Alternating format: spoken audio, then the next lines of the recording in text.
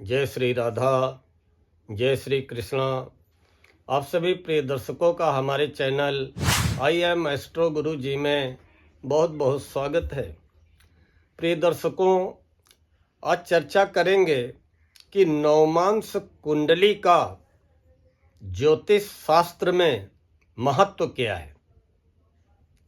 हमारे बहुत से प्रिय दर्शक जो केवल अपनी राशि तक ही सीमित हैं, कि केवल अपनी राशि जानते हैं और उसी का राशिफल हमेशा जानने को लालायित रहते हैं, उनके लिए ये बहुत आवश्यक है जानना कि हम नवमांस कुंडली का महत्व क्या है, नवमांस कुंडली की उपयोगिता क्या है और नवमांस कुंडली होता क्या है, नवमांस कुंडली से हम क्या क्या जान सकते हैं।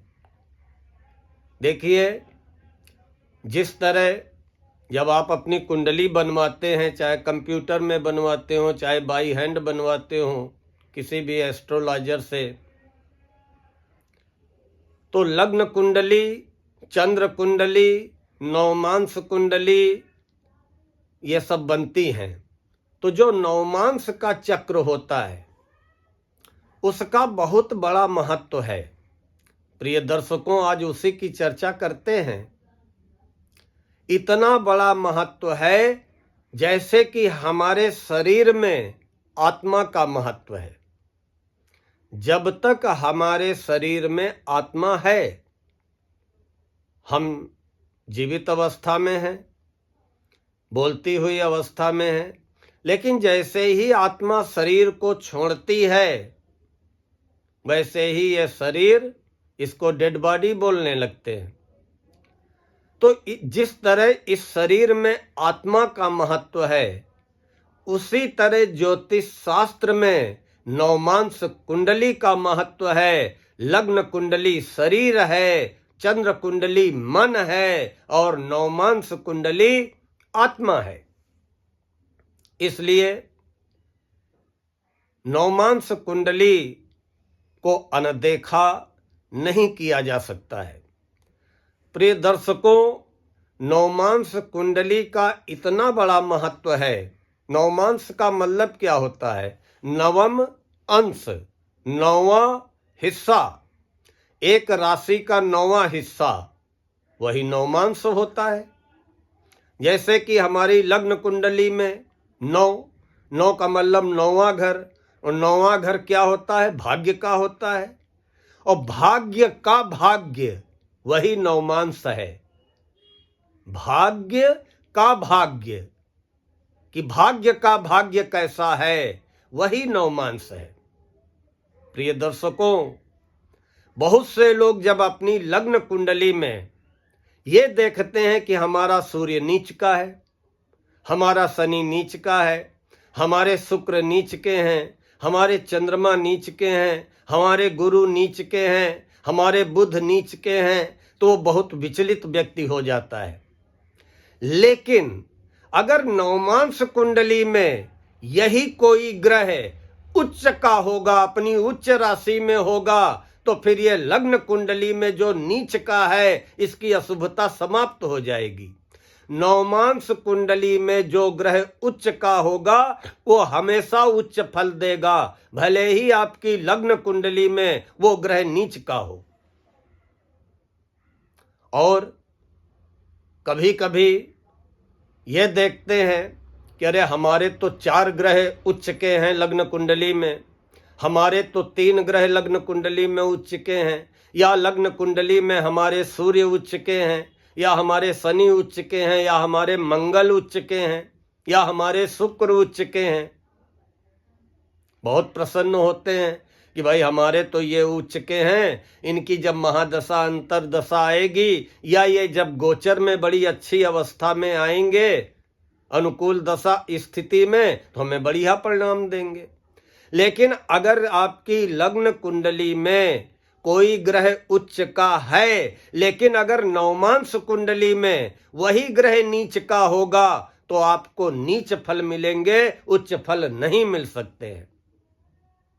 नवमांस कुंडली में कोई भी अगर ग्रह उच्च का होगा, इसलिए लग्न कुंडली के साथ साथ नवमांस कुंडली का अवलोकन करना बहुत जरूरी है। आप अपनी अगर कुंडली बनवाए हैं तो एक बार जब लग्न कुंडली देखते हैं तो एक बार नवमांस कुंडली भी देखिएगा कि हमारे नवमांस चक्र में कोई ग्रह नीच का तो नहीं है, कोई ग्रह उच्च का तो नहीं है। अगर उच्च का है नवमांस में तो भले ही वो लग्न कुंडली में नीच का हो, आपको फल अच्छा प्राप्त होगा। और अगर नवमांस में वो ग्रह नीच का है, भले ही लग्न कुंडली में उच्च का हो, लेकिन आपको फल अच्छा नहीं मिलेगा। इसलिए नवमांस कुंडली में कौन सा ग्रह उच्च का है, कौन सा ग्रह नीच का है, यह देखना बहुत आवश्यक है। प्रिय दर्शकों, लग्न कुंडली और नवमांस कुंडली में अगर कोई ग्रह अपनी ही राशि में हो, जैसे कि लग्न कुंडली में कोई ग्रह अपनी ही स्वयं की राशि में है और वही ग्रह नवमांस कुंडली में भी अपनी उसी राशि स्वयं की राशि में हो, जैसे कि लग्न कुंडली में सूर्य सिंह राशि में हो और नवमांस कुंडली में भी सूर्य सिंह राशि में ही हो, या नवमांस लग्न कुंडली में शनि अगर मकर में है तो मकर में ही नवमांस कुंडली में भी शनि हो, तो बड़ा अच्छा योग बनता है। ये इतना अच्छा योग बनता है कि इसको कहते हैं वर्गोत्तम। वो ग्रह वर्गोत्तम हो जाता है और वर्गोत्तम ग्रह हमेशा पॉजिटिव परिणाम देते हैं, शुभ परिणाम देते हैं अपनी दशा अंतर्दशा में। तो आप ये भी देख लीजिए कि हमारा कोई ग्रह वर्गोत्तम स्थिति में तो नहीं है। अगर वर्गोत्तम स्थिति में है तो उस ग्रह के आपको हमेशा शुभ परिणाम मिलेंगे। कैसे? कि कोई ग्रह अगर आपकी लग्न कुंडली में जिस राशि में वो स्वयं की हो, अपनी राशि में बैठा हो, जैसे शुक्र हो तो वृषभ या तुला में हो, तो नवमांस में भी वो शुक्र उसी वृषभ या तुला राशि में ही हो। तो अगर कोई ग्रह आपकी लग्न कुंडली में अपनी स्वयं की राशि में बैठा है और अपनी स्वयं की ही राशि में नवमांस कुंडली में भी बैठा है तो वो ग्रह आपके लिए वर्गोत्तम होगा। मान लिया आपके वर्गोत्तम ग्रह चंद्रमा है तो आपको शालीन बनाएंगे, अच्छी स्मरण शक्ति प्रदान करेंगे।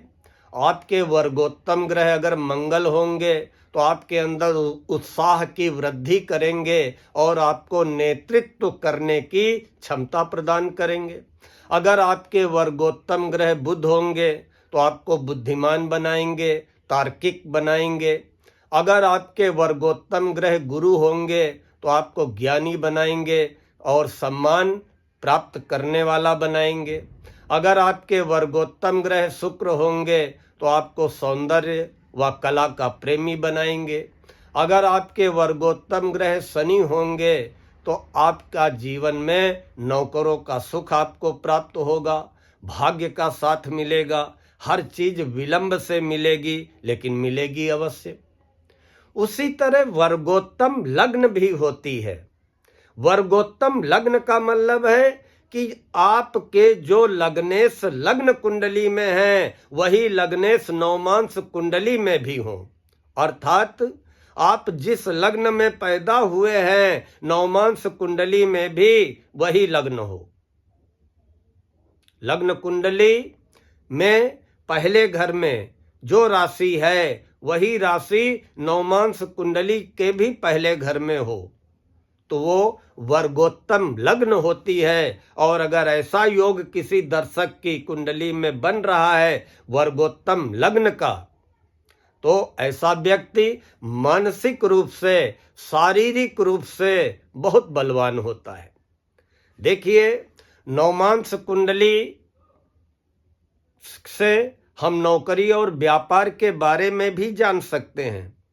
नवमांस कुंडली के द्वारा हम ये भी जान सकते हैं कि किस क्षेत्र में हमारी नौकरी लग सकती है या किस क्षेत्र के व्यापार में हम सफल हो सकते हैं। आपकी लग्न कुंडली में लग्न कुंडली के दशमेश या सूर्य कुंडली के दशमेश या चंद्र कुंडली के दशमेश, इन तीनों में से जो सबसे अधिक बलवान हो।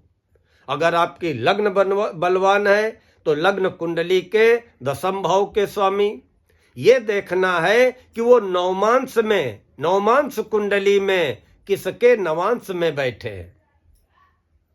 मान लिया आपकी लग्न कुंडली में आपके दशम भाव के स्वामी शनि है, मेष लग्न में जन्म हुआ, आपके 10वें घर के स्वामी शनि है, तो शनि नवमांश कुंडली में कहां पर बैठे हैं, किस ग्रह के नवांश में बैठे हैं, उस ग्रह से संबंधित आजीविकाओं से ही जीविका चलती है। उसके अलावा नवमांश कुंडली का इतना अधिक महत्व है कि हम अपने जीवन साथी के बारे में और जीवन साथी का जीवन में सुख मिलेगा या नहीं मिलेगा, इसके बारे में भी नवमांश कुंडली से ही जान सकते हैं। नवमांश कुंडली के लग्नेश, जिनको कहते हैं नवमांश पति, तो नवमांश कुंडली के पहले घर के स्वामी, नवमांश के लग्नेश, नवमांश पति अगर आपके सूर्य होंगे, देख लेना अपनी नवमांश कुंडली में कि हमारी नवमांश कुंडली के लग्नेश कौन है, पहले घर के स्वामी कौन है, हमारे नवमांश पति कौन है। जैसे लग्न कुंडली में आप अपने लग्नेश जान लेते हैं, पहले घर के स्वामी, वैसे ही नवमांश कुंडली में जान लीजिए। तो अगर आपके नवमांश कुंडली के नवमांश पति नवमांश लग्नेश सूर्य होंगे तो जीवन साथी आपको चरित्रवान प्राप्त होगा, लेकिन थोड़ा सा उसका स्वभाव उग्र व तेज स्वभाव होगा। अगर आपके नवमांश पति मंगल होंगे तो जीवन साथी क्रूर स्वभाव का होगा और थोड़ा सा उसका चाल चलन भी संदिग्ध हो सकता है और स्वभाव लड़ाकू व आक्रामक होगा। अगर आपके नवमांश पति चंद्रमा है तो चंद्रमा जब नवमांश पति होते हैं तो जीवन साथी का स्वभाव शीतल होता है, सौम्य स्वभाव होता है, गोरे रंग का जीवन साथी प्राप्त होता है, जीवन साथी मिलनसार होता है और चंचल स्वभाव का होता है। यही नवमांश पति अगर आपके बुध होंगे तो आपके लाइफ पार्टनर कला प्रवीण होंगे, किसी न किसी कला में दक्ष होंगे, सुंदर होंगे, चतुर होंगे, ज्ञानी होंगे, बुद्धिमान होंगे और वाणी के द्वारा धन कमाने में सफल होंगे। अगर नवमांश पति गुरु होंगे तो जीवन साथी धार्मिक स्वभाव का होगा, सुशील होगा, ज्ञानी होगा और आज्ञाकारी होगा, बहुत अच्छा होगा। अगर नवमांश पति आपकी नवमांश कुंडली के पहले घर के स्वामी अगर शुक्र होंगे तो आपके लाइफ पार्टनर विलासी स्वभाव के होंगे, कामुक मिजाज के होंगे, रंगीन मिजाज होंगे और सजने संवरने के, अच्छे खाने पीने पहनने के बहुत शौकीन होंगे। अगर नवमांश पति आपके शनि होंगे तो फिर जीवन साथी का थोड़ा सा स्वभाव क्रूर होगा और जीवन साथी अपनी कुल परंपरा के विरुद्ध आचरण करने वाले होंगे, या ये कह लो कि निम्न स्तर की सोच रखने वाले होंगे। ये अगर नवमांश पति शनि होते हैं। देखिए नवमांश पति, आप नवमांश कुंडली में एक स्थिति और देख लेना अपने दाम्पत्य सुख के बारे में जानने के लिए कि हमारी डोमेस्टिक लाइफ का सुख कैसा रहेगा, हमारा लाइफ पार्टनर के साथ कैसा सुख रहेगा। इसके लिए नवमांश का बहुत बड़ा महत्व है। आप ये भी देख लेना कि अगर आपकी नवमांश कुंडली में आपके नवमांश पति नवमांश कुंडली के लग्नेश अगर अपनी स्वयं की ही राशि में बैठे होंगे या केंद्र में होंगे, 1, 4, 7, 10 इन घरों में या त्रिकोण में होंगे 5वें 9वें घर में, तो जीवन साथी का पूर्ण सुख प्राप्त होता है। लेकिन यही नवमांस पति अगर किसी नवमांस कुंडली में अगर पापी ग्रह के साथ होंगे या किसी पापी ग्रह की दृष्टि में होंगे या नवमांस कुंडली में नवमांस पति 6ठे 8वें 12वें घर में होंगे तो फिर जीवन साथी का सुख नहीं मिल पाता है। प्रिय दर्शकों, नवमांस कुंडली का इतना अधिक महत्व है। हमने फिर कहा कि जिस तरह हम शरीर से आत्मा को अलग नहीं कर सकते हैं और जिस तरह आत्मा के बिना शरीर का कोई महत्व नहीं रह जाता है, उसी तरह नवमांस कुंडली का हमारे वैदिक ज्योतिष में, ज्योतिष शास्त्र में बहुत बड़ा महत्व है। लग्न कुंडली अगर मेरा शरीर है तो नवमांस कुंडली आत्मा है। इसलिए नवमांस कुंडली की उपयोगिता को समझते हुए आप एक बार अपनी कुंडली में नवमांस चक्र का अवलोकन, अध्ययन अवश्य करें। प्रिय दर्शकों, हमें विश्वास है कि आप सभी को आज का ये वीडियो पसंद आया होगा। अगर पसंद आया हो तो लाइक व कमेंट करते हुए आगे इष्ट मित्रों को फॉरवर्ड अवश्य करें। और हमारे जिन प्रिय दर्शकों ने अभी तक हमारे चैनल को सब्सक्राइब न किया हो, उनसे हमारा अनुरोध है कि कृपया हमारे चैनल IIM माएस्ट्रो गुरुजी को सब्सक्राइब कर ले, बेल आइकन दबा दें ताकि आगे आने वाले वीडियोज के नोटिफिकेशन आपको बराबर मिलते रहें। मिलते हैं तो शीघ्र अगले वीडियो में। तब तक के लिए राधा रानी आपकी समस्त मनोकामनाएं पूर्ण करें, आपके समस्त सपनों को साकार करें। इन्हीं शब्दों के साथ आज मैं अपनी वाणी को विराम देता हूँ। जय श्री राधा, जय श्री कृष्णा।